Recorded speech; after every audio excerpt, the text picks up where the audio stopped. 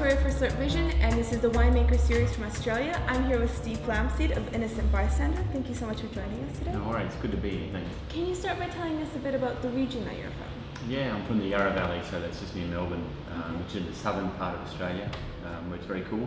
Okay. We're about an hour east of Melbourne, I guess, just to get geography, and the southeastern sort of bottom end of Australia. Excellent. What kind of grape varieties are you working with? Principally Chardonnay and Pinot Noir are our two most important varieties. Yeah, that's because they're the ones that seem to sort of, do the best in that climate. In that region? Yeah. Okay.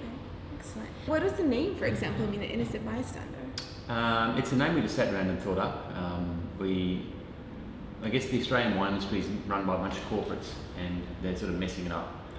And we think we're just a little operation on the side of that whole thing, and we're the Innocent Bystander. So, yeah, but also the character Innocent Bystander was from a magazine in the 60s called The Eye, I think, a political magazine where it was like a little a commentary on politics. Yeah. It was just this commentator who was the Innocent Bystander, just saying what he thought.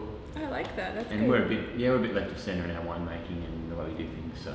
How do you feel that you stand out from the rest of the market that's out there? Look, everything's done by hand, and having said that, we're very conscious that we're an important brand.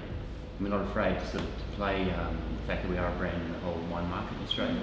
So we're big on detail and very kind of detail in the winemaking or in the marketing and what in the winemaking particularly, but our marketing is quite different to most other wineries as well, in that we market direct to our customers as much as we can. Okay. And we have a bit of fun with the whole thing. And we're not very serious about our marketing. We're serious about our winemaking, but not about our marketing.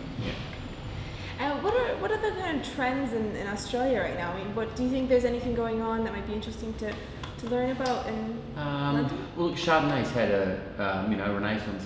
I hate that word, but it's had a huge renaissance. Right. People come into our cellar door. We do cellar door as winemakers once a week, just to sort of get a feel for what's going on with the public. Yeah.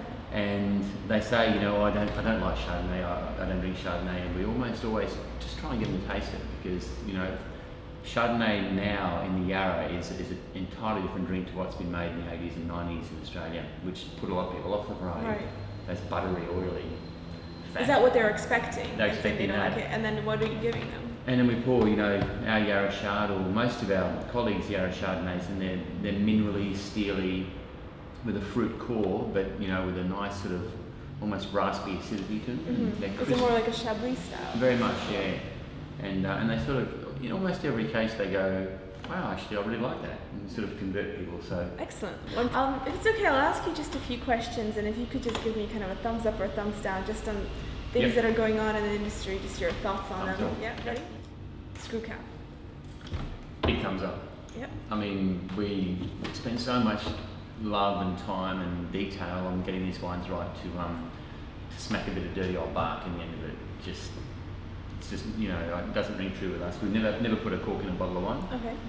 And we've always been screw cap. So yeah, it's the best closure at the moment for us. Good, easy answer. Organic wines. Big thumbs up too.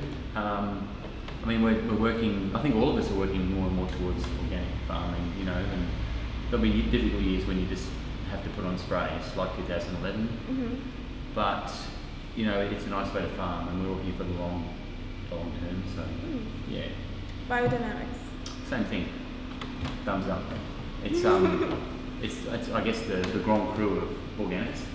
It's the next level up. Right. And are you trying to make biodynamic wines yourself? Well, we're doing those practices in the vineyard. Okay. I mean, biodynamics to me is, with the witchcraft side, it's actually promoting life in the vineyard rather than promoting death. Sprays, conventional viticulture is about spreading death and killing bugs and pests and disease.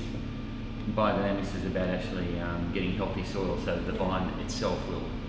And having everything work together. Exactly, and it's sort of symbiosis of the vine sorting out its own problems. So it's a very healthy way to go, and it's a long road, that one. But like I said, we're not going anywhere. So yeah. Natural wines.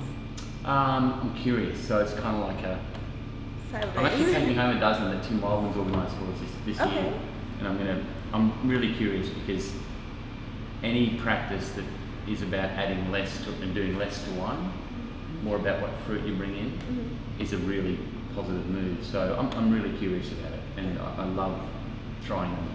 And there are some beautiful wines that are natural wines. Click on the bottle of your choice for a tasting review with the winemaker.